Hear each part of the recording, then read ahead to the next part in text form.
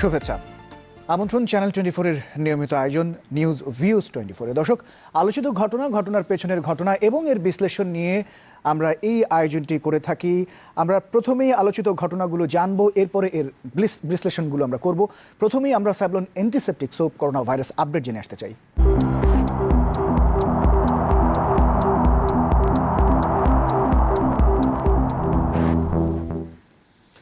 Corona ভাইরাসে গেল 24 ঘন্টায় আরও 5 জনের মৃত্যু হয়েছে। এতে নিহতের সংখ্যা বেড়ে দাঁড়ালো 39 জনে। 1570টি নমুনা পরীক্ষায় ভাইরাসটি মিলেছে 182 জনের শরীরে, যাতে আক্রান্তের সংখ্যা বেড়ে হয়েছে 803। স্বাস্থ্য অধিদপ্তরের নিয়মিত অনলাইন ব্রিফিংয়ে এই তথ্য জানিয়েছেন স্বাস্থ্যমন্ত্রী জাহিদ মালেক। তিনি আরও বলেছেন, গেল 24 ঘন্টায় আরও 3 জন সহ সুস্থ হয়ে বাড়ি ফিরেছেন 42 জন। আমাদের মোট টেস্ট করা হয়েছে 1570, তার মধ্যে নতুন সংক্রমিত হয়েছে 182 এবং মোট সংক্রমিত হলো 803। করোনায় মৃত্যুবরণ করেছে গত 24 ঘন্টায় 5 জন এবং মোট মৃত্যু হয়েছে 39 জনের। আমাদের 3 জন ইতিমধ্যে সেরে উঠেছেন এবং মোট সেরে উঠেছে 42 জন। প্রত্যেকটি জেলার মেডিকেল কলেজ এবং বেসরকারি মেডিকেল কলেজ এবং হাসপাতাল যারা টেস্ট করতে চাচ্ছেন তাদেরকেও আমরা অনুমোদন দিচ্ছি।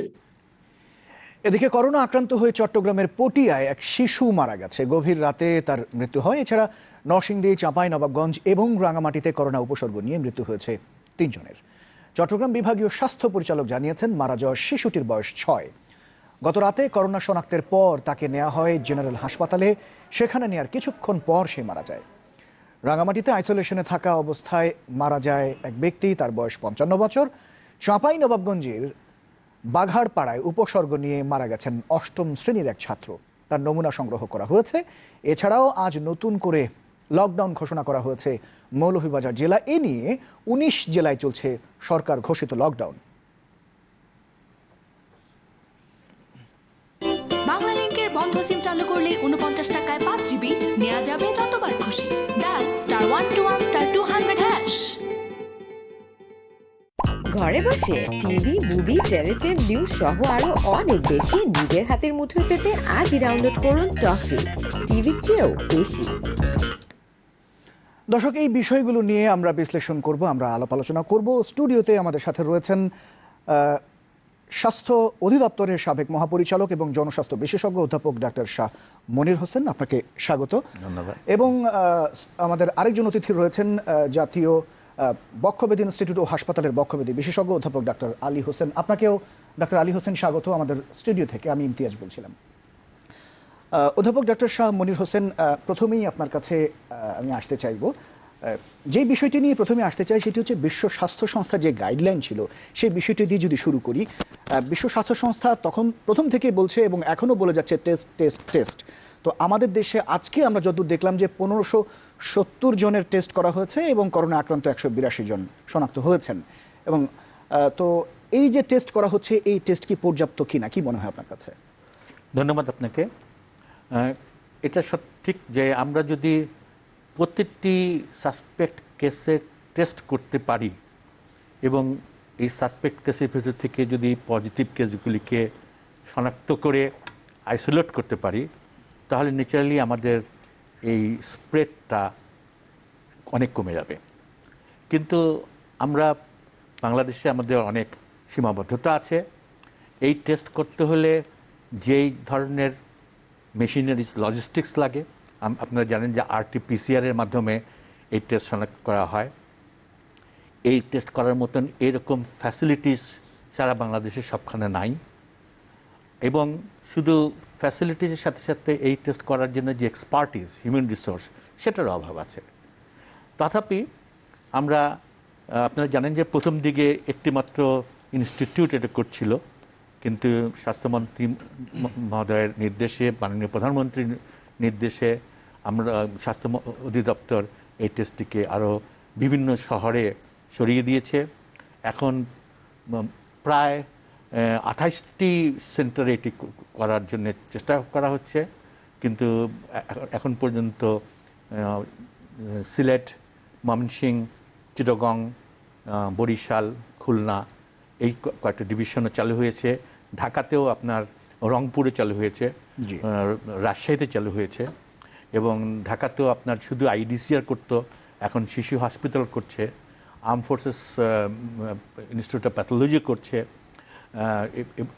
এবং আমাদের national institute of reference laboratory যেটা আছে সেখানেও টেস্ট হচ্ছে। অর্থাৎ টেস্টের পরিধিতে বাড়ানো হয়েছে, কিন্তু পর্যাপ্ত নয়।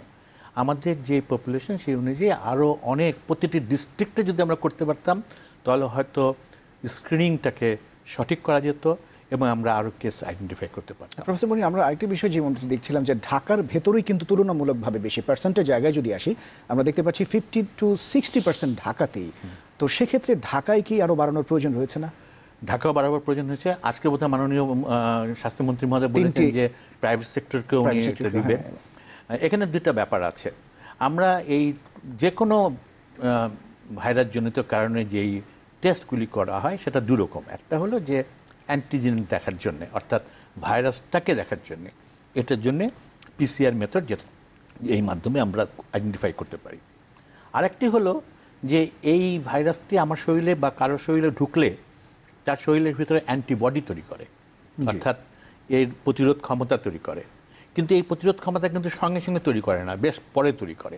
সুতরাং সেই প্রতিরোধ ক্ষমতা যখন তৈরি হয় তখন রক্তের ভিতরে অ্যান্টিবডি তৈরি হয়। আমরা এই অ্যান্টিবডি টেস্টও শুরু করতে পারব, কিন্তু প্রথম দিকেই অ্যান্টিবডি টেস্ট করলে আমাদের অনেক হবে, হয়তো আমাদের অ্যান্টিবডি তৈরি হয়নি অথচ তার শরীরে এই ভাইরাস আছে, তাহলে এটা আমাদের একটা ফলস নেগেটিভ হওয়ার সম্ভাবনা থাকে। এই জন্য অ্যান্টিবডি টেস্ট হয়নি, কিন্তু আমরা সামনের দিকে আরও ব্যাপক আকারে টেস্ট করতে হলে আমাদেরকে অ্যান্টিবডি টেস্ট করতে হবে। কারণ এই পিসিআর দিয়ে শুধু এটার জন্যে যে জনবল বললাম, লজিস্টিক বললাম, এবং এটা করার জন্য যে ব্যয় এবং এই কিটস, সেটারও আমাদের পর্যাপ্ত এখন পর্যন্ত আমাদের হাতে যথেষ্ট আছে, কিন্তু মনে হয় যে যদি ব্যাপক আকারে করতে হয় সেই ব্যাপক আকারে করার মতন পর্যাপ্ত নেই। তবে এখন পর্যন্ত যা আছে এতে আমরা যে সমস্ত ইনস্টিটিউটগুলি শুরু করেছে সেই ইনস্টিটিউটগুলিকে আমরা দিতে পারছি। এটার মধ্যে আমি একটা সেকেন্ড বলে শেষ করছি। আপনি খুব ভালো একটা প্রশ্ন তুলেছেন। আসলে আমরা যত বেশি কেস শনাক্ত করতে পারবো তত বেশি আমি সাবধান হতে পারবো, তত বেশি কেসকে আইসোলেট করতে পারবো, তত বেশি কেসকে আমি ট্রান্সমিট করা থেকে, একজনের থেকে আরেকজন ট্রান্সমিট করা থেকে প্রতিরোধ করতে পারবো। এটাই কিন্তু প্রধান উদ্দেশ্য। সুতরাং পৃথিবীর কিছু কিছু দেশে, বিশেষ করে কোরিয়া খুব একটি কাজ করেছে। কোরিয়াতে কিন্তু প্রথমেই সারা দেশে প্রায় সব পপুলেশনে তারা টেস্ট, নেপালও করেছে। হ্যাঁ, নেপালও করেছে। তো এই যে এটা আমাদের পরিপ্রেক্ষিতে হয়তো সম্ভব হয়ে ওঠে নাই, কিন্তু খুব অচিরে হয়তো, কিন্তু আমরা আশা করি যে সম্ভব হবে। প্রফেসর মনির, আপনি আমাদের সাথে থাকুন। আমরা এবারে ধানমন্ডিতে চলে যেতে চাই। অধ্যাপক ডক্টর আলী হোসেন রয়েছেন, দর্শক আপনাদের জন্য অপেক্ষায় তিনি রয়েছেন। প্রফেসর আলী হোসেন, স্বাগত আপনাকে।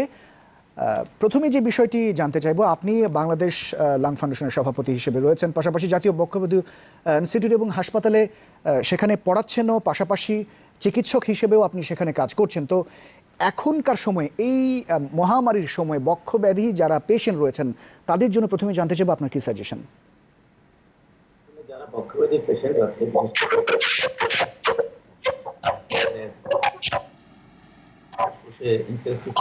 অন্যান্য ভাঙের ওষুধগুলো আছে, তারা কিন্তু অনেক বেশি হাই রিস্কে আছে নর্মাল পেশেন্টের তুলনায়। এবং তাদের ক্ষেত্রে এই রোগটা যখন আক্রমণ করে তাদের লাংস তো এমনি দুর্বল, তারা আরো বেশি কম্প্রোমাইজ হয়ে যায়। এবং এই ধরনের পেশেন্ট বেড়েই সাধারণত অক্সিজেনের পরিমাণ রক্তে কমে যায়, এদেরই সবচেয়ে বেশি কমপ্লিকেশন হয় যারা করোনা ভাইরাসে আক্রান্ত হয়। এই জন্য যারা বক্ষব্যাধিতে আক্রান্ত পূর্ব থেকেই আছেন তাদের প্রতি আমার উপদেশ হচ্ছে তারা অবশ্যই বাসায় থাকবেন এবং তারা কোনোভাবেই ঘরের বাইরে যাবেন না, এবং তাদের ন্যূনতম কোনো অসুবিধা ফেস করলে তারা নিকটস্থ হাসপাতালে গিয়ে চিকিৎসা নেবেন। হয়তো তার শ্বাসকষ্টটা হয়েছে অ্যাজমার কারণে না, সিওপিডির কারণে না, হয়তো অন্য কোনো কারণে, হয়তো সাধারণ ইনফেকশনের জন্য হচ্ছে, তাহলেও তাকে সতর্ক হতে হবে। এই জন্য যারা করোনা ভাইরাস আক্রান্ত হয়, যাদের বক্ষ রোগ থাকে, তারা নর্মাল পেশেন্টের তুলনায় খারাপ হওয়ার সম্ভাবনা অনেক বেশি।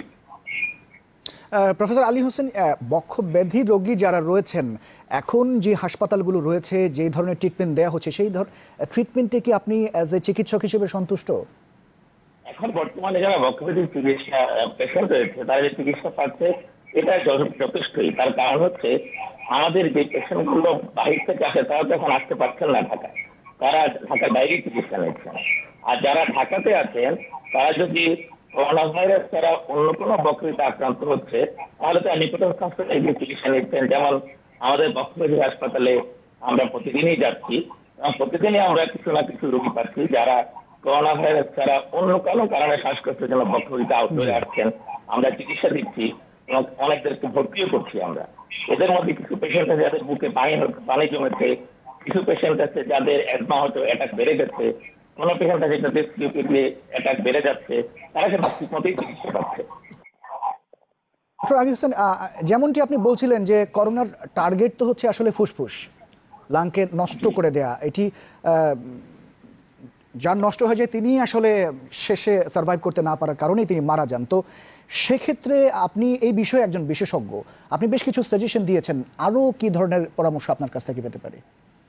আসলে করোনা ভাইরাসের 85% পেশেন্ট কিন্তু এমনিতেই ভালো হয়ে যায়, মাত্র 5% পেশেন্ট যারা আসলে খারাপের দিকে অগ্রসর হয়। এবং এই খারাপটা হচ্ছে যাদের লাংসটা ধরে, ফুসফুস ধরে, ফুসফুসের যে পর্দাটা যেখানে অক্সিজেন আমার কার্বন ডাইঅক্সাইডে চেঞ্জ হয়, যেটাকে আমরা রেসপিরেটরি মেমব্রেন বলি, সেটা এফেক্টেড হয়। পাশাপাশি আমাদের যে অ্যালভিওলাই আছে যেখানে বাতাস থাকে, সেখানে কমে যায়, অর্থাৎ বাতাসের পরিমাণটা কমে যায়। সেই ক্ষেত্রে পেশেন্টের যেটা হয় অ্যাকিউট রেসপিরেটরি ডিস্ট্রেস সিনড্রোম হয়, যেখানে আপনার অক্সিজেন কমে যায় আর কার্বন ডাইঅক্সাইডটা ধীরে ধীরে বাড়তে থাকে। এবং এই ধরনের পেশেন্টের সংখ্যা যারা করোনাভাইরাসে আক্রান্ত হয় তাদের সংখ্যা 5% অনেক নিচে। এবং এদেরকে বেশিরভাগকেই যদি আমরা লো ফ্লো অক্সিজেন দিয়ে অক্সিজেনটাকে কারেকশন করে দিতে পারি, অর্থাৎ তার রক্তে যদি অক্সিজেনের পরিমাণ 90% উপরে থাকে, তাহলে অনেক পেশেন্টই সুস্থ হয়ে যায়। আর যেসব পেশেন্টে লো ফ্লো অক্সিজেনে রক্তে অক্সিজেনের পরিমাণ 90% উপরে যাচ্ছে না, তাদেরকে আমরা হাই ফ্লো অক্সিজেন দিতে পারি ফেস মাস্ক দিয়ে। এবং সেই ক্ষেত্রে বেশিরভাগ পেশেন্ট দেখা যায় ভালো হয়ে যায়। হয়তো 2% পেশেন্ট, 1 থেকে 2% পেশেন্ট যারা সিভিয়ার অ্যাকিউট রেসপিরেটরি সিনড্রোমে সাফার করে, তাদের ক্ষেত্রে ভেন্টিলেটর প্রয়োজন হয়। তারপরে একটা কথা থেকে যায়, এখানে ভেন্টিলেটর দেওয়ার পূর্বে আমরা তাদেরকে চেষ্টা করি বাইপ্যাপ মেশিন দিয়ে শরীরে অক্সিজেনটা কারেকশন করতে, কার্বন ডাইঅক্সাইডটা কমিয়ে দিতে। এবং যদি কোনো পেশেন্ট বাইপ্যাপ মেশিনেও সুস্থ না থাকে, সেই ক্ষেত্রে ভেন্টিলেটর প্রয়োজন হয়। সুতরাং যেসব পেশেন্ট শ্বাসকষ্টই হাসপাতালে যায়, তাদের কিন্তু সকলের কিন্তু বাইপ্যাপ মেশিন লাগছে না, সকলের ভেন্টিলেটর লাগছে না। A good number of patient শুধুমাত্র লো ফ্লো হাই ফ্লো অক্সিজেন দিয়ে কিন্তু ভালো থাকা সম্ভব। তো আমাদের তো আসলে দেশের বিভিন্ন চিকিৎসা কেন্দ্রে আইসিইউ এবং ভেন্টিলেটরের বেশ অভাব রয়েছে, তো এছাড়া একেবারে নাই বললেই চলে আসলে। তো সেক্ষেত্রে অন্য কোনো ওয়ে রয়েছে কিনা? আসলে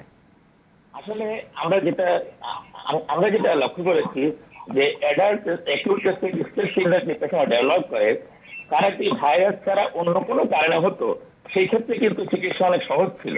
সেই ক্ষেত্রে আমরা বেশিরভাগ পেশেন্ট এই বাইপ্যাপ পেশেন্টদের চিকিৎসা করতে পারতাম।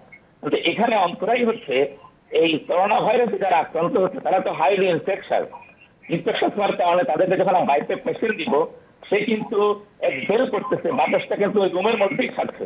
সুতরাং ভাইরাসটা কিন্তু রুমটাকে কন্টামিনেট করতেছে। সেই ক্ষেত্রে হেলথ কেয়ার যারা ওয়ার্কার থাকতেছে, তারা যদি প্রপার প্রোটেকশন না দেয়, তাহলে কিন্তু তাদেরও আক্রান্তের সংখ্যাটা বেড়ে যাচ্ছে। সুতরাং এই ক্ষেত্রে যেটা উচিত সেটা হচ্ছে তাদেরকে বাইপ্যাপ মেশিন দিতে হবে এমন এক পরিবেশে যেখানে নেগেটিভ প্রেশার ভেন্টিলেটরি সাপোর্ট আছে। এই ধরনের নেগেটিভ প্রেশার ভেন্টিলেটরি সাপোর্ট আমাদের দেশে খুব বেশি নাই। আমাদের কিছু প্রাইভেট হাসপাতালে আছে, কিছু সরকারি হাসপাতালে আছে। সুতরাং আমাদের ক্ষেত্রে কিন্তু হাই ফ্লো অক্সিজেন, লো ফ্লো অক্সিজেন, বাইপ্যাপ মেশিন এবং লাস্ট কিছু হচ্ছে ভেন্টিলেটর, এর বাইরে কিন্তু অন্য কিছু নাই। বিদেশে অন্য জায়গায় তারা হেলমেট দিয়ে অক্সিজেন সাপ্লাই দিচ্ছে, আপনারা নিশ্চয়ই দেখেছেন ছবিতে। এই হেলমেট যে ডিভাইসটা, এই ডিভাইসটা কিন্তু আমাদের নাই। এই হেলমেট ডিভাইস দিয়ে দিলেও কিন্তু পেশেন্ট অনেক উপকৃত হবে। ডক্টর আলী, একটি বিষয় আমরা সামাজিক যোগাযোগ মাধ্যমে দেখেছি এবং বিভিন্ন একটি প্রতিবেদনও সম্ভবত আমি খেয়াল করেছিলাম যে নিউমোনিয়া, ফ্লু এবং বিসিজি টিকা যারা দিয়েছেন তো তারা এই মহামারী থেকে মুক্ত হওয়ার সম্ভাবনা কিছুটা রয়েছে কিনা, এটি কতখানি সঠিক? আসলে যেহেতু ভাইরাসটা নতুন, এটা ইমিউনিটি সম্পর্কে আমরা অনেকেই অনেক কিছু জানি না। জি। তবে এটা ঠিক, যারা বিসিজি দিয়েছে তাদের ইমিউন সিস্টেম কিন্তু অ্যাক্টিভ থাকে। ছোটবেলায় যারা বিসিজি দিয়েছেন সেই ক্ষেত্রে তার করোনা ভাইরাস ইনফেকশন হবে, ইমিউনিটির পরিমাণটা হয়তো কম হতে পারে। তারা সেই ক্ষেত্রে যেটা সহজ হচ্ছে, তার ইমিউন সিস্টেম যদি স্টিমুলেটেড থাকে সেই ক্ষেত্রে ভাইরাসটা ঢোকার পরে অ্যান্টিজেনটা ইজিলি ইমিউন সিস্টেমকে স্টিমুলেট করতে পারে। যার বিসিজি টিকা দেওয়া নাই তার ইমিউন সিস্টেম অ্যাক্টিভ হতে কিছুটা সময় লাগে। আপনার ফ্লু ভ্যাকসিন যার দেওয়া নাই তার ইমিউন সিস্টেম অ্যাক্টিভ হতে সময় লাগে। কিন্তু যার ফ্লু ভ্যাকসিন দেওয়া আছে, যার বিসিজি দেওয়া আছে, যার নিউমোনিয়া ভ্যাকসিন দেওয়া আছে, বিভিন্ন ভ্যাকসিন যাদের দেওয়া থাকে তাদের ইমিউন সিস্টেম অলরেডি অ্যাক্টিভেটেড থাকে এবং খুব কম সময়ের মধ্যে ভাইরাস ঢোকার সাথে সাথে ইমিউন সিস্টেমটা অ্যাক্টিভ হয়ে যায়। সেই জন্য যারা বিসিজি দেওয়া থাকে, যারা ফ্লু ভ্যাকসিন দেওয়া থাকে, তাদের যেহেতু অ্যান্টিবডি র্যাপিডলি প্রোডাকশন হয়, তারা কিন্তু খুব কুইকলি প্রোটেকশনটা পেয়ে যায়। ডক্টর আলী, আরেকটি বিষয় একটু বলবেন কি, আমরা কিছুদিন আগে আরেকটি প্রতিবেদনে দেখেছিলাম চীন থেকে যেহেতু এই রোগটির প্রাদুর্ভাব, অলমোস্ট চীনে কিন্তু এই করোনা মহামারী থেকে কিছুটা মানে প্রায় বলা যায় মুক্ত হয়ে যাচ্ছে তারা। তো তাদেরকে জিজ্ঞেস করা হয়েছিল কিভাবে এত দ্রুত আপনারা উত্তরণ হলেন এই রোগটি থেকে, তখন তারা বলেছিলেন যে তারা ভিটামিন সি প্রচুর পরিমাণে খেয়েছেন, গরম পানি দিয়ে গড়গড় করেছেন এবং কালিজিরা খেয়েছেন। তো এই বিষয়টি আসলে কতখানি সঠিক, এগুলো কি আমাদের জন্য করণীয় হতে পারে কিনা? সবই সঠিক, এগুলো সবগুলো হচ্ছে ন্যাচারাল ইমিউনিটি বা এনহ্যান্স করে। এরা ভিটামিন সি আমাদের ন্যাচারাল ইমিউনিটি বাড়ায়, আমরা কমলা লেবু খেলে সেটা আমাদের ইমিউনিটি বাড়ায়, কালিজিরা খেলে আমাদের ইমিউনিটি, এগুলো সবকিছু কিন্তু ন্যাচারাল ইমিউনিটিতে বাড়ায়। যেহেতু ভাইরাসের কাজই হচ্ছে আমাদের ইমিউন সিস্টেমকে অ্যাক্টিভ করা, আমরা যদি আমাদের ইমিউন সিস্টেমটাকে ইনিশিয়ালি অ্যাক্টিভেট রাখি তাহলে কিন্তু আমাদের ভাইরাস ইনফেকশনের পরিমাণ সিভিয়ারিটি অনেকাংশে কমে যাবে। এটা একটা দিক। আর সেকেন্ড হচ্ছে যে অ্যান্টিভাইরাল যে ওষুধগুলো আছে এগুলো কিছুটা ক্রস রিঅ্যাক্টিভিটির কারণে যদি কেউ আর্লি খেয়ে থাকে, আর্লি নিয়ে থাকে, তাহলে কিন্তু তার ইমিউন স্ট্যাটাসটা বেড়ে যাবে। মূল কথা হচ্ছে যেহেতু এখানে অ্যান্টিবায়োটিকের কোনো রোল নাই ভাইরাসের ক্ষেত্রে, আমাদের ইমিউনিটি যত বেশি অ্যাক্টিভ হবে, আমাদের ইমিউনিটি যত বেশি স্ট্রং হবে, তত বেশি আমরা ভাইরাসের বিরুদ্ধে নিজেকে প্রতিরোধ করতে সমর্থ হব এবং তত বেশি আমরা ভাইরাসকে কাবু করতে সমর্থ হব। এবং সেই ক্ষেত্রে ভাইরাসের যে অ্যান্টিবডি এবং অ্যান্টিজেন রেজিস্ট্যান্সটা হবে সেটা লিমিটেড হবে, সেটা আমাদের লাংটাকে এফেক্ট করবে না এবং সেটা খুব ইজিলি রিজলভ হয়ে যাবে। ডক্টর আলী, সর্বশেষ একটি প্রশ্ন আপনার কাছে আমার জানার, সেটি হচ্ছে যে আজকে একটি জেলায় মৌলভীবাজারে লকডাউন করা হয়েছে, সব মিলে 19টি জেলায় লকডাউনের সিদ্ধান্ত নেওয়া হয়েছে, গভর্নমেন্টের পক্ষ থেকে এই সিদ্ধান্তটি দেওয়া হয়েছে। তো সব মিলিয়ে লকডাউন চলছে, পাশাপাশি মানুষজন বের হচ্ছেন। তো আপনি একজন চিকিৎসক হিসেবে সাধারণ মানুষের জন্য আসলে কি পরামর্শ? বাংলাদেশে কিন্তু দিনকে দিন এই রোগের প্রাদুর্ভাব বেড়েই চলেছে। আমি একজন চিকিৎসক হিসেবে সাধারণ মানুষ হচ্ছে আমার উপদেশ হচ্ছে লকডাউনের সময় তারা অবশ্যই ঘরে থাকবে। এখানে আমাদের সবচেয়ে বড় অন্তরায় হচ্ছে এই করোনা ভাইরাসের ক্ষেত্রে হেলদি ক্যারিয়ার ইজ দেয়ার। আমি হেলদি, আমি ক্যারি করছি, আমি এই ভাইরাসটা নিয়েই ঘুরছি, আমার সংস্পর্শে যারা সবাই কিন্তু এফেক্টেড হচ্ছে। এটা কিন্তু বার্ড ফ্লুর মতো না, এটা কিন্তু ইবোলার মতো না যে ভাইরাসটা এক্সপ্রেস করার পরে মানুষ সংক্রমিত হচ্ছে। এখানে যেহেতু হেলদি পার্সন ক্যারি করছে, হেলদি পার্সন ঘুরে বেড়ানোর সাথে সাথে নর্মাল হেলদি পার্সন এফেক্টেড হচ্ছে। এই ক্ষেত্রে আমার উপদেশ হচ্ছে অবশ্যই লকডাউনের সময় সবাই বাসায় থাকতে হবে। যে কোনো কিছুর বিনিময়ে আমাদের জীবন তো প্রথম, আমাদের জীবন সবার আগে। শুধু আপনি বেঁচে থাকলেই তো ব্যয় হবেন, আপনি বেঁচে থাকলেই তো পয়সা ইনকাম করবেন, আপনি বেঁচে থাকলেই তো খাবেন, আপনি বেঁচে থাকলেই তো চাকরি করবেন। সুতরাং আমি যদি বেঁচেই না থাকি তাহলে আপনি কিসের জন্য বেরোবো? আমার উপদেশ হচ্ছে আমরা সবাই বাসায় থাকবো এবং সবাই বাসায় থাকতে উৎসাহ করবো এবং মিডিয়াকে আমরা অনুরোধ করবো তারা প্রতি ঘনে ঘনে এটাকে শেয়ার করে যে আপনারা বাসায় থাকুন, শুধু নিজের স্বার্থে নয়, জনগণের স্বার্থে, দেশের স্বার্থে, আমাদের ইকোনমির স্বার্থে। অনেক ধন্যবাদ ডক্টর আলী হোসেন আমাদের সাথে যুক্ত হবার জন্য। দর্শক, আমাদের সাথে এতক্ষণ যুক্ত হয়েছিলেন অধ্যাপক ডক্টর আলী হোসেন, বক্ষব্যাধি বিশেষজ্ঞ, জাতীয় বক্ষব্যাধি ইনস্টিটিউট ও হাসপাতাল, এবং পাশাপাশি তিনি বাংলাদেশ লাং ফাউন্ডেশনের সভাপতি। আমরা কথা বলছিলাম ডক্টর শাহ মনির হোসেনের সাথে। শাহ মনির, আপনি শুনছিলেন। তো আমরা ওনার বিষয়ে পাশাপাশি আপনার সাথে আরেকটি বিষয় একটু জানতে চাইবো, সেটা হচ্ছে আপনি জনস্বাস্থ্য উপদেষ্টা হিসেবে ঢাকা এই জোনটির দায়িত্বে রয়েছেন, পাশাপাশি আপনি এর আগে সাবেক মহাপরিচালক ছিলেন স্বাস্থ্য অধিদপ্তরের। তো আপনি একজন জনস্বাস্থ্য বিশেষজ্ঞ হিসেবে এবং উপদেষ্টা হিসেবে আপনাদের কি প্ল্যানিং আছে এই ঢাকা বিভাগকে নিয়ে? আচ্ছা, প্রথম আমি ডক্টর প্রফেসর আলী আকবরের কথার প্রেক্ষিতে একটু আসতে আলী চাচ্ছি। হোসেন। আলী হোসেন সাহেবের কথার প্রেক্ষিতে আসতে চাচ্ছি। সেটা হলো যে অবশ্যই আমাদের লকডাউন সবাইকে মেনে চলতে হবে। এটা সবচেয়ে বড় জিনিসটা হলো যে আমি যত কম কন্ট্যাক্টে যাব, আর যদি বের হতে হয় জি, তাহলে নিত্য প্রয়োজনীয় কাজে মেনটেন করতে হবে। এই জায়গাটা লকডাউন অবশ্যই মাস্ট, কিন্তু সেকেন্ডটা আমরা যেটা করছি না, যেটা আমরা টেলিভিশনে যা দেখছি আমরা সারা দেশে, এতে আমাদের মনে হচ্ছে যে অন্তত ডিস্টেন্স মেনটেনটা আমরা করছি। আমরাও কিন্তু করছি মোটামুটি। এখানে করছি, কিন্তু আমরা আজকে যদি আমি আপনার চ্যানেলেই দেখলাম যে খাওয়ার নিয়ে যেরকম ভাবে ট্রাকের মধ্যে হচ্ছে, গার্মেন্টস ইন্ডাস্ট্রির শ্রমিকরা যেভাবে আন্দোলন করছে, তো এইগুলি তো ডিস্টেন্স মেনটেন করে হচ্ছে না। ত্রাণ নিয়েও যেটা হচ্ছে। সুতরাং আমরা দুটো জিনিস, একটা হলো ঘরে থাকতেই হবে, যদি বের হতে হয় তাহলে এই ডিস্টেন্সটা যদি আমরা মেনটেন করি তাহলেও কিন্তু আমার ট্রান্সমিশনের সম্ভাবনা অনেক কমে যায়। মানে হবে না, কমে যাবে। আমরা বলি যে নিম্নতপক্ষে আমার এবং আপনার মধ্যে যদি 1 মিটার অর্থাৎ 3 ফিটের কিছু বেশি ডিস্টেন্সে থাকি, তাহলে আপনার নাক থেকে বা শরীর থেকে যে ড্রপলেটগুলি বেরোচ্ছে সেগুলি আসার সম্ভাবনা কমে যায়। সুতরাং সেই জায়গাটা খেয়াল করতে হবে। এই জায়গাতে যদি একটু আসি, আমরা এই করোনার প্রথম দিকে যতদূর আমরা জানতাম যে হাঁচি কাশি থেকে এই যে ড্রপলেট এর মাধ্যমে আসলে ছড়ায়। পরবর্তীতে আমরা এখন জানলাম যে আপনার সাথে যে আমি কথা বলছি, আমার মুখ থেকে যেই ড্রপলেট বের হচ্ছে সেগুলো দেখা যাচ্ছে না, সেখান থেকেও ছড়াতে পারে। অবশ্যই, কারণ হাঁচি কাশি বলতে যে আমার জন্য রিস্ক বা আপনার জন্য রিস্ক, সবার জন্য রিস্ক। কারণ হলো যে কিনা ক্যারিয়ার বা মানে পেশেন্ট, যার শরীরে করোনা ভাইরাস আছে, সে কথা বলার সময় তার করোনা ভাইরাস তার মুখ থেকে বের হবে, হাঁচি কাশি দিলে একটু জোরে বের হবে, কিন্তু বের হবে তো। সুতরাং সেই ক্ষেত্রে তার থেকে যদি আমি ডিস্টেন্স থাকি তাহলে আমার আসার সম্ভাবনা কম। দুজনের জন্য আতঙ্কের, এবং আপনিও বেশ কয়েকবার কাশছিলেন। সুতরাং সেই জায়গাটা খেয়াল রাখতে হবে যে আমাদের ডিস্টেন্সটা আমরা মেনটেন করে চলবো, তাহলেই আমাদের একটা, শুধু অবশ্যই বাসা থাকবো কিন্তু বাইরে হলে ডিস্টেন্স মেনটেন করে চলবো, এটা আমাদের একটা ইম্পর্টেন্ট বিষয়। আপনার প্রশ্নে আসি আমি। আসলে আমরা প্রথম থেকে যখন মানে গ্লোবাল একটা প্যান্ডেমিক হিসাবে দেখা দিল, স্বাভাবিকভাবেই বাংলাদেশে আমাদের যে আর্থসামাজিক অবস্থা, আমাদের যে পপুলেশন ডেন্সিটি, এটা খুব ইম্পর্ট্যান্ট। এই যে আমি একটু আগে বললাম ডিস্টেন্স, আমাদের যে পপুলেশন ডেন্সিটি, এই ডেন্সিটিতে এই জাতীয় কার্যকলাপ করা খুব কঠিন, যেটা কিনা যে সমস্ত দেশের লোক সংখ্যা কম, যে সমস্ত দেশের আর্থসামাজিক অবস্থা একটু বেটার, তাদের জন্য যত সহজ আমাদের জন্য অত সহজ না।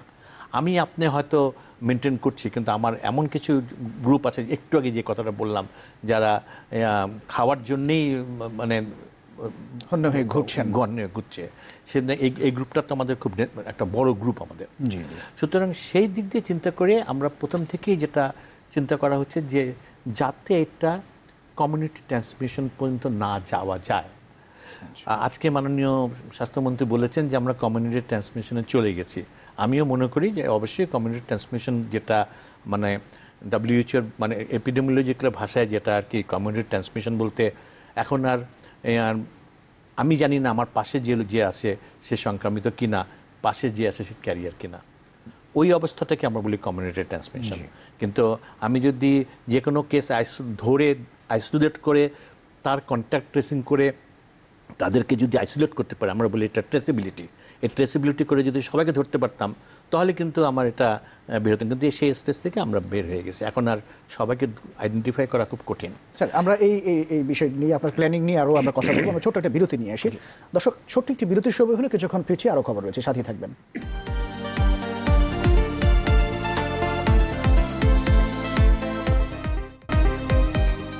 বিরতির পর আরও একবার স্বাগত। আপনারা দেখছেন নিউজ ভিউজ 24। ঠান্ডা বা গরম কিছু খেলে দাঁতে যে শিরশিরে অনুভূতি হয় সেটাই দাঁতের সেনসিটিভিটি। দ্রুত সমাধান না করলে এটি আরও গুরুতর হতে পারে। ডেন্টিস্টরা সেন্সোডাইন ব্যবহারের পরামর্শ দেন, কারণ সেন্সোডাইন দাঁতের শিরশিরে অনুভূতি থেকে আরাম দেয়। দর্শক, কক্সবাজারের যে জায়গাটি রয়েছে, রোহিঙ্গা জনগোষ্ঠী সেখানে বসবাস করছে। এই যে গোটা বিশ্বব্যাপী করোনা ভাইরাস যেভাবে মহামারী আকারে ছড়িয়ে পড়ছে, যদি রোহিঙ্গা ক্যাম্পে কোনোভাবে ছড়িয়ে পড়ে তাহলে বিশাল একটি ডিজাস্টার হওয়ার সম্ভাবনা রয়েছে। কি অবস্থা, কেমন আছেন রোহিঙ্গারা, সেই বিষয়টি আমরা কথা বলতে চাই। কক্সবাজারে নূপা আলম রয়েছেন সেখানে, তার সাথে এই বিষয়টি নিয়ে আমরা কথা বলবো এবং জানার চেষ্টা করব। নূপা, স্বাগত আপনাকে। কি অবস্থা সেখানকার, এবং রোহিঙ্গা ক্যাম্পে যারা রয়েছেন তাদের কোনো টেস্ট করা হয়েছে কিনা বা করোনা কোনো শনাক্ত হয়েছে কিনা? ইমতিয়াজ, মূলত কক্সবাজার জেলার যে ল্যাবটি স্থাপন করা হয়েছে কক্সবাজার মেডিকেল কলেজের ল্যাব, সেখানে গত 12 দিনে কিন্তু 202 জন মানুষের পরীক্ষা করা হয়েছে, যেখানে 7 জন রোহিঙ্গাও রয়েছে। পঞ্চায়েতে যে 202 জনের পরীক্ষা করা হয়েছে তাদের নেগেটিভ এসেছে, তাদের কাছে করোনার ভাইরাসের অস্তিত্ব পাওয়া যায়নি। একই সঙ্গে কক্সবাজারে যে রোহিঙ্গা ক্যাম্পগুলো রয়েছে, 34টি রোহিঙ্গা ক্যাম্প, যেখানে খুব ঘনবসতিপূর্ণ এলাকা, 11 লাখের বেশি রোহিঙ্গা রয়েছে। সে সব রোহিঙ্গা ক্যাম্পে যাতে রোহিঙ্গাদের মধ্যে করোনার ভাইরাসের না বাড়ে, সে যে সামাজিক যে দূরত্বের কথা বলে, শারীরিক যে দূরত্ব বজায় রাখার কথা, সেটার জন্য নানাভাবে সচেতনতার কাজ করছে। ইতিমধ্যে কিন্তু রোহিঙ্গা ক্যাম্প কিন্তু লকডাউন ঘোষণা করছে। রোহিঙ্গা ক্যাম্পে মূলত হচ্ছে যারা স্বাস্থ্য সেবা দেবেন, এসব মানুষ যাবেন এবং তারা ত্রাণ সামগ্রী দিবেন, তারা প্রবেশ করতে পারবেন, অন্য মানুষকে সেখানে প্রবেশ করতে দেওয়া হচ্ছে না, এবং রোহিঙ্গাদেরকে ক্যাম্প থেকে যাতে বাইরে হতে না পারেন সেই রকম ব্যবস্থা করা হয়েছে। অনেক ধন্যবাদ নূপা আলম আমাদের সাথে যুক্ত হবার জন্য। দর্শক, কক্সবাজার থেকে যুক্ত হয়েছিলেন নূপা আলম। এবার আমরা ডাক্তার রুহুল আবিদের সাথে যুক্ত হতে চাই। তিনি যুক্তরাষ্ট্রের বস্টনের ব্রাউন বিশ্ববিদ্যালয় এলপ্রেট মেডিকেল স্কুলের সহযোগী অধ্যাপক। তার সাথে আমরা কথা বলবো। ডক্টর রুহুল আবিদ, নিশ্চয়ই শুনতে পাচ্ছেন, ধন্যবাদ যুক্ত হবার জন্য। প্রথমেই যে বিষয়টি আপনার কাছে জানতে চাইব, যুক্তরাষ্ট্রের রোহিঙ্গা পরিস্থিতির সর্বশেষ কি তথ্য রয়েছে আপনার কাছে, এবং বাংলাদেশের বিষয়টি বলবেন, পাশাপাশি যে বিষয়টি বলবেন এই রোহিঙ্গার এই বিষয়গুলো নিয়ে আপনি কাজ করছেন, আপনারা গ্লোবাল হেলথ ইনিশিয়েটিভ কাজ করে যাচ্ছে। আসলে বাংলাদেশের রোহিঙ্গা ক্যাম্পে আমরা 2017 থেকে কাজ করছি। আমাদের একটা অর্গানাইজেশন আছে যেটা আপনার বলে health and education for all, অথবা হাইফা, HAEFA। এটা বাংলাদেশ সরকারি স্বাস্থ্য মন্ত্রণালয় এবং আপনার WHO, UNHCR, ইউনিসেফ যারা ওখানে কাজ করছে, UNFPA, MSF সবার সাথে কোঅর্ডিনেশন সেল আছে। ওখানে আমরা 2017 অক্টোবর থেকে 2টো মেডিকেল সেন্টার আছে আমাদের অর্গানাইজেশনের, যেটা ব্রাউনের গ্লোবাল হেলথ ইনিশিয়েটিভের সাথে কোলাবোরেশনে কাজ করি আমরা। তো এখানে আমরা প্রায় 60,000 রোগী দেখেছি গত 2 বছরে। তো এখন বর্তমানে রোহিঙ্গাদের কোভিড-19 বা করোনা ভাইরাসের ব্যাপারে আমি সংক্ষেপে বলি, সেটা হচ্ছে যে বাংলাদেশ সরকার, স্বাস্থ্য মন্ত্রণালয় এবং এই বিভিন্ন আন্তর্জাতিক সংস্থা, এনারা খুব ভালো কাজ করেছেন এ পর্যন্ত রোহিঙ্গা ক্যাম্পে। কারণ রোহিঙ্গা ক্যাম্পে আমি বলবো যে পোলিও, মিজলস যেভাবে নিয়ন্ত্রণ করা হয়েছে, ডিপথেরিয়া হয়েছিল, ডিপথেরিয়া যেভাবে নিয়ন্ত্রণ করা হয়েছে সকল সংস্থার সহযোগিতা নিয়ে, সেটা বলবো সাংঘাতিক রকমের একটা সাফল্য। কারণ আমরা বলবো এ পর্যন্ত গত 2.5 বছরে বাংলাদেশ অ্যাটলিস্ট আপনার 3 থেকে 4টা এপিডেমিক ঠেকিয়েছে বলবো আমি আসলে। কিন্তু এই প্যান্ডেমিকটা কিন্তু একটু আলাদা স্তরের ব্যাপার। এখন প্যান্ডেমিকের জন্য গত 2 সপ্তাহ আগে সরকার কতগুলো পদক্ষেপ নিয়েছে এবং স্থানীয় প্রশাসন মন্ত্রণালয় সবাই পদক্ষেপ নিয়েছেন, আমরাও নিয়েছি। সেটা হচ্ছে যে পুরো ক্যাম্পটাকে আপনার যাতায়াত, বের হয়ে আসা এবং যাওয়াটা নিয়ন্ত্রিত করা হয়েছে। প্রথমেই যেই সার্ভিসগুলো এসেনশিয়াল, শুধুমাত্র এসেনশিয়াল এমার্জেন্সি সার্ভিস, যেমন আপনার মেডিকেল সাপ্লাইজ, খাবার, তারপরে আপনার চিকিৎসা, এই জিনিসগুলো রেখে বাকি সমস্ত ক্রিয়াকলাপ বন্ধ করা হয়েছে, যেন এটাকে নিয়ন্ত্রণ করা যায়। কারণ আমরা জানি ওখানে প্রায় 11 লাখ থেকে 12 লাখ রোহিঙ্গা শরণার্থী আছে আপনার মাত্র স্কোয়ার কিলোমিটারে। তো এখানে যদি এটা ছড়িয়ে পড়ে তাহলে খুব ভয়াবহ আকার ধারণ করবে। সেজন্য এখন পর্যন্ত এটাকে খুব সুন্দরভাবে নিয়ন্ত্রণ করা হয়েছে, যে কারা যাবেন এবং কারা বেরোবেন সেটা ঠিক করা হচ্ছে এবং খুব নিয়ন্ত্রিতভাবে। ডক্টর রুহুল আবিদ, আরেকটি বিষয় একটু বলবেন, রোহিঙ্গা জনগোষ্ঠীকে আমরা আর কিভাবে সচেতন করতে পারি এবং কিভাবে আসলে তারা সঠিক তথ্য পেতে পারেন?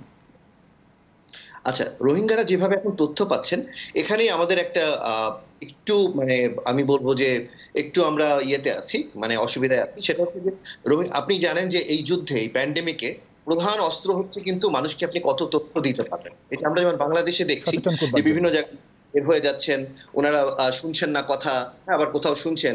এটা কিন্তু নির্ভর করে তারা কতখানি তথ্য পাচ্ছেন এবং সেই তথ্যটা কতখানি মানে আপনার ব্যবহার করছেন। তো এখন রোহিঙ্গা ক্যাম্পে তথ্য দেওয়া হচ্ছে মূলত আপনার খুব একটা ইফেক্টিভ ওয়ে, খুব কার্যকর একটা পদ্ধতি হচ্ছে সিএনজি বা টমটমে করে রোহিঙ্গাদের ভাষায় মাইকিং করা হচ্ছে। ওখানে সিআইসি আছে, ক্যাম্প ইনচার্জ এবং বিভিন্ন স্বাস্থ্য মন্ত্রণালয়ের লোকজন আছেন, প্লাস আমাদের সংস্থা এবং অন্যান্য যারা আইওএম, এমএসএফ সবাই মিলে কাজ করছেন। তো আমরা এইভাবে ওই সিএনজি বা টমটম দিয়ে ঘোষণা দেওয়া হচ্ছে। কিছু ভলান্টিয়ার স্বেচ্ছাসেবক বাড়ি বাড়ি যেয়ে বলছেন। তো এখানে একটা অসুবিধা না, যে সেটা হচ্ছে যে ওখানে ইন্টারনেট বা সেলফোন নেই, তো যার ফলে আপনি ম্যাস একবারে তথ্যটা দিবেন সেটা একটু বাধাগ্রস্ত। বাট অন্যান্য ভাবে আমরা এটাকে কাটিয়ে ওঠার চেষ্টা করছি। এই পোস্টার আমরা লোকালি যখন হেলথ সেন্টার রোগীরা আসছে তাদেরকে আমরা বলছি, ওখানে অনেক মিথ তৈরি হচ্ছে, ভুল ইনফরমেশন, ভুল ধারণাও মাঝে মাঝে তৈরি হচ্ছে, যেটা বাংলাদেশের অন্যান্য জায়গাতেও হচ্ছিল। ডক্টর রুহুল আবিদ, আরেকটি বিষয় বলবেন। আমাদের সহকর্মী নূপা আলম কক্সবাজার থেকে যুক্ত হয়েছিলেন। তিনি যেমনটি জানিয়েছিলেন 202টি টেস্ট করা হয়েছে, 7 জনের করোনা পজিটিভ এসেছে। তো রোহিঙ্গা ক্যাম্পের টেস্টে যে সর্বশেষ কোনো তথ্য এবং কোথায় করা হচ্ছে এই বিষয়টি বা আরো কোনো পদক্ষেপ নেওয়া যেতে পারে কিনা? জি, তো রোহিঙ্গা ক্যাম্পে আসলে টেস্টের আগে যেটা করা হয়েছে সেটা হচ্ছে যে আপনার প্রথমে কতগুলো আইসোলেশন সেন্টার বানানো হয়েছে। যদি কারোর হয় তাহলে আমরা 18টা আইসোলেশন সেন্টার বানিয়েছি বিভিন্ন অর্গানাইজেশন মিলে। এমএসএফ আছে, আইসিডিডিআরবি আছে, আপনার স্বাস্থ্য মন্ত্রণালয় আছে, আইওএম আছে। তো এখানে আইসোলেশন সেন্টার যেখানে আনা হয় 18টা। এর ভেতরে এই 18টাতে 72টা শয্যা আছে, আইসোলেশন বেড। আর 252 আরো বাড়ানো যাবে, 257। তো মনে করুন আমরা মাত্র 350 বেডের সংস্থান এ পর্যন্ত হচ্ছে রোহিঙ্গা ক্যাম্পের ভেতরে। তো এখন 12 লাখ লোকের জন্য এটা হয়েছে। প্লাস আপনার একটা জিনিস যেটা আমরা একটা ভালো কাজ হয়েছে সেটা হচ্ছে 3টা টেস্টিং সেন্টার হয়েছে। 2টো আপনার কুতুপালংয়ে হয়েছে, একটা টেকনাফে হয়েছে রোহিঙ্গাদের ক্যাম্পের জন্য। তো এই টেস্টিং সেন্টার থেকে সোয়াব নিয়ে আপনার টেস্টের স্যাম্পল নিয়ে এ পর্যন্ত 7 জন রোহিঙ্গার টেস্ট করা হয়েছে। তো একজনও পজিটিভ পাওয়া যায়নি। আমরা খুবই ভাগ্যবান এ পর্যন্ত যে একজনও পাওয়া যায়নি এবং সর্বমোট প্রতিদিনই টেস্ট চলছে, কিন্তু এখন পর্যন্ত কারোর পজিটিভ হয়নি। আচ্ছা, আরেকটি বিষয় একটু বলবেন যে কোনো আইসিইউ ইউনিট বা ভেন্টিলেটর রয়েছে কিনা, যদি থেকে থাকে তাহলে সেটা কি পর্যাপ্ত কিনা? আসলে রোহিঙ্গা ক্যাম্পের ভেতরে আমার জানা মতে গতকালের পর্যন্ত আমি যা জেনেছি, আমার বিশ্ব স্বাস্থ্য সংস্থার সাথে যোগাযোগ হয় প্রতিনিয়ত এই কাজের জন্য। কারণ আমার ওখানে যেহেতু 22 জনের প্রায় সদস্যের 2টা মেডিকেল টিম আছে, আমাদের বাংলাদেশি ডাক্তার, বাংলাদেশি নার্স, ওরা কাজ করছে। আমি তাদের সাথে নিয়মিত যোগাযোগ রাখি এবং তাদের পিপি দেওয়া হয়েছে। তো এখন আমরা যেটা ওখান থেকে যেটা জানতে পেরেছি যে আপনার এই রোহিঙ্গা ক্যাম্পের ভেতরে আপনার আইসোলেশন সেন্টারের মধ্যে এখন পর্যন্ত কোনো আইসিইউ যদি হয়ে থাকে, কোনো ভেন্টিলেটর গতকাল পর্যন্ত আমার জানা মতে হয়নি রোহিঙ্গা ক্যাম্পের ভেতরে। কিন্তু সদর হাসপাতালে যেমন আছে কক্সবাজার বা বাইরে, কিন্তু রোহিঙ্গা ক্যাম্পের চেষ্টা চলছে। আমি এখনো জানি না যে পাওয়া গেছে কিনা। আচ্ছা, বাংলাদেশ সরকারের এই মুহূর্তে কোনো পদক্ষেপ নেওয়ার প্রয়োজন রয়েছে কিনা আপনার সাজেশন জানতে চাচ্ছিলাম। বাংলাদেশ সরকার এ পর্যন্ত যে পদক্ষেপগুলো নিয়েছেন খুবই ভালো। যেমন আপনার নিয়ন্ত্রণ করেছেন যে সীমিত সংখ্যক লোকজন যাবেন এবং আসবেন, এবং কোঅর্ডিনেশনটা খুব সুন্দরভাবে করছেন আপনার বিভিন্ন সংস্থার সাথে। এবং স্বাস্থ্য মন্ত্রণালয় আপনার ঢাকা থেকে এবং আপনার কক্সবাজার থেকে, উখিয়া থেকে খুব সুন্দরভাবে জিনিসগুলো ব্যবস্থাপনাটা ম্যানেজ করছেন। খালি একটা জিনিস আমি বলবো যে একটু যেটা মানে বাড়াতে পারলে ভালো হয়, সেটা হচ্ছে কমিউনিকেশন, এই যোগাযোগটা, এই যোগাযোগ ব্যবস্থাটাকে কোনোভাবে আরেকটু খুলে দেওয়া যায় কিনা, মানে ক্যাম্পের ভেতরে যেন আমরা এই ইনফরমেশনগুলো, তথ্যগুলো ভালোভাবে দিতে পারি। যেমন টমটম দিয়ে সিএনজি দেওয়া কিন্তু খুব একটা কার্যকরী পদ্ধতি, খুবই। কিন্তু যদি প্রত্যেককে আমরা রিচ করতে চাই এবং প্রত্যেকে যদি আমরা একটু অডিও ভিজুয়াল কিছু দেখাতে পারতাম যে কিভাবে মাস্ক পরবে আপনার ভিজুয়াল দিয়ে, তাহলে বোধহয় আমাদের আরেকটু কার্যকরী হতো পদক্ষেপ। অনেক ধন্যবাদ আমাদের সাথে যুক্ত হবার জন্য। দর্শক, ডক্টর রুহুল আবিদ এতক্ষণ আমাদের সাথে যুক্ত হয়েছিলেন যুক্তরাষ্ট্র থেকে। তিনি রোহিঙ্গা পরিস্থিতি এবং সেখানকার সবশেষ তথ্য আমাদেরকে জানাচ্ছিলেন। আমাদের সাথে যুক্ত আছেন ডক্টর শাহ মনির হোসেন। আপনাকে আরও একবার স্বাগত স্যার। তো আমাদের সাথে ডক্টর রুহুল আবিদ যুক্ত হয়েছিলেন, তিনি রোহিঙ্গা ক্যাম্পের সবশেষ তথ্যগুলো জানাচ্ছিলেন। তো প্রথমে যদি ওনার শেষ প্রশ্নটি আপনার কাছে আছে যে বর্তমান সরকার যে পদক্ষেপগুলো নিয়েছে, তিনি জানিয়েছেন, সেটি কি পর্যাপ্ত রয়েছে কিনা বা আপনার কোনো পরামর্শ রয়েছে কিনা? রোহিঙ্গা ইস্যুতে আমি শুধু একটু বলবো যে ওটা খুবই একটা কমপ্লিকেটেড ইস্যু। কারণ হলো ওখানে 11 থেকে 12 লাখ পপুলেশন একটি অল্প জায়গার ভিতরে অবস্থান করছে, সেটি একটা বড় চ্যালেঞ্জ।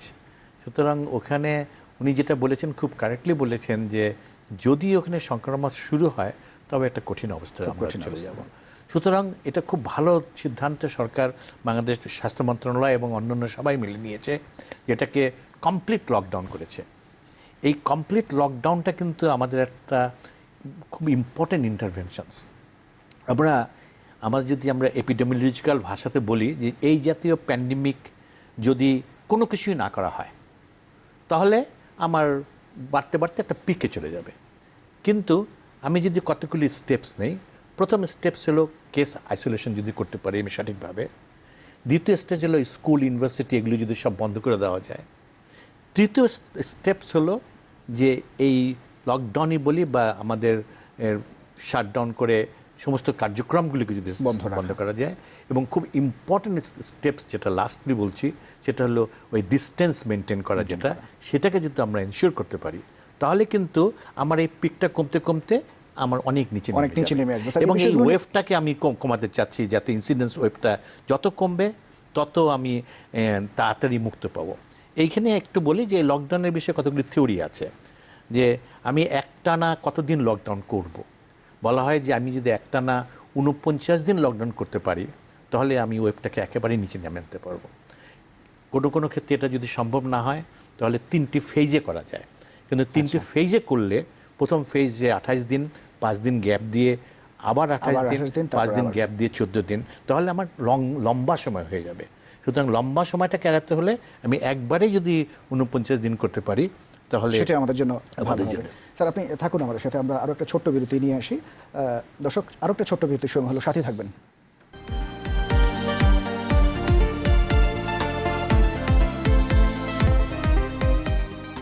বিরতির পর আরো একবার স্বাগত, আপনাদের সাথে আছি আমি মোহাম্মদ ইমতিয়াজ।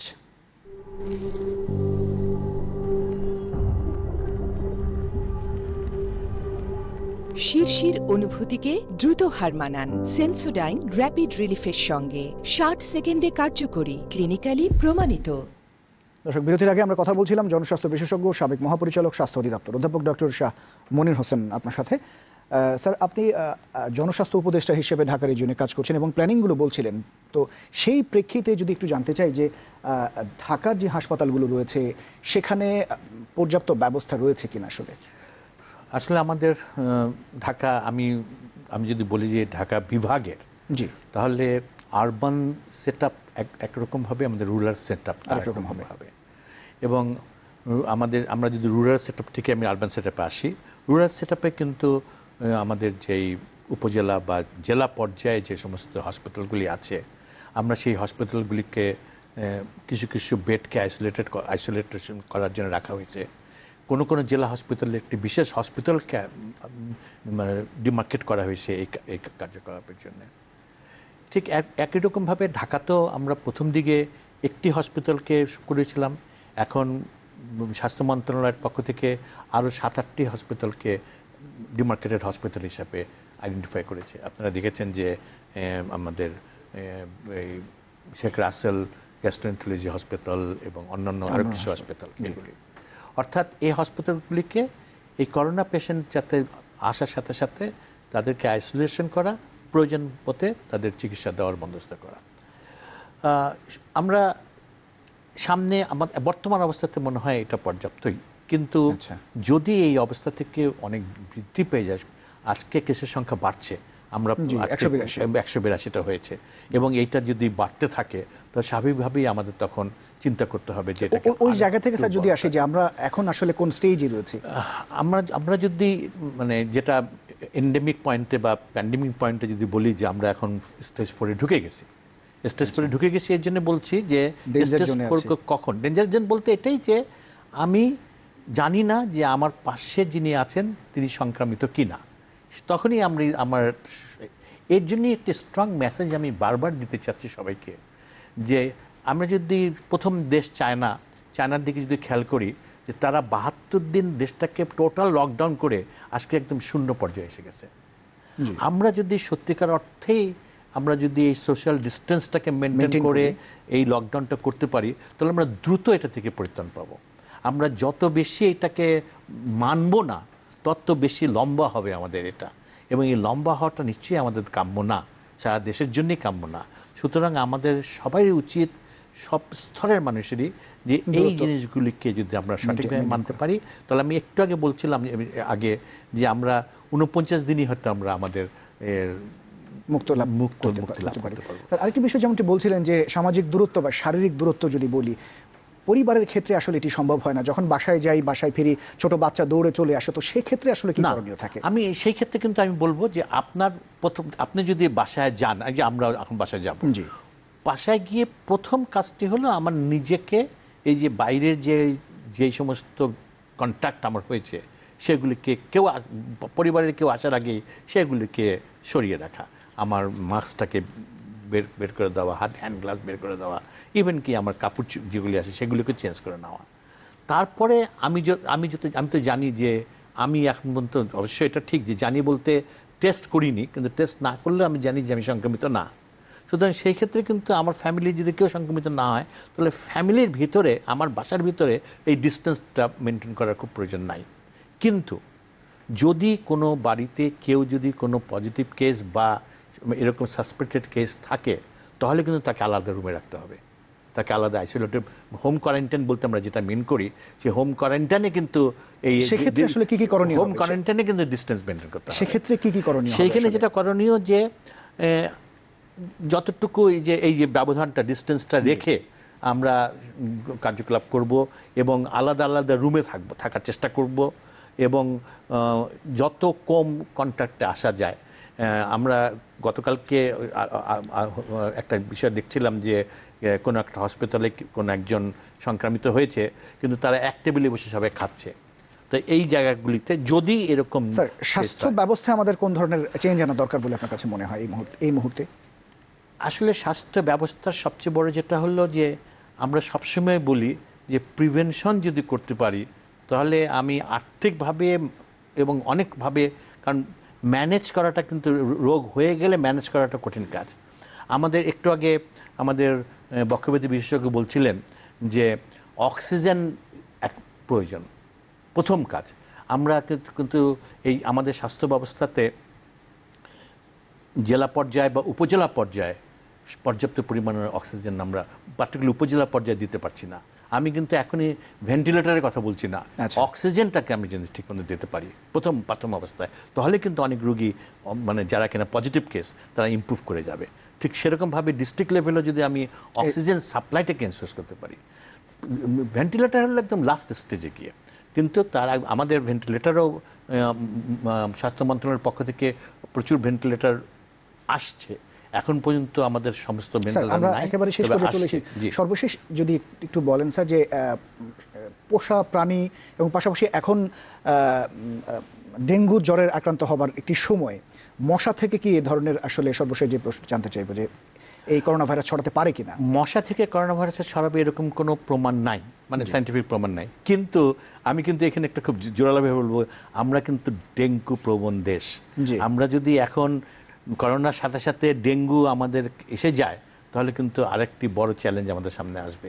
সুতরাং ডেঙ্গু কিন্তু প্রতিরোধ করার প্রধান উপায় হলো যে মশাকে মারতে হবে। অনেক ধন্যবাদ স্যার আমাদের সাথে যুক্ত হওয়ার জন্য। দর্শক, এতক্ষণ আমাদের সাথে যুক্ত হয়েছিলেন অধ্যাপক ডক্টর শাহ মনির হোসেন, জনস্বাস্থ্য বিশেষজ্ঞ ও সাবেক মহাপরিচালক, স্বাস্থ্য অধিদপ্তর। এই ছিল আজকের নিউজ ভিউজে। সাবধানে থাকবেন, ভালো থাকবেন, ভালো রাখবেন।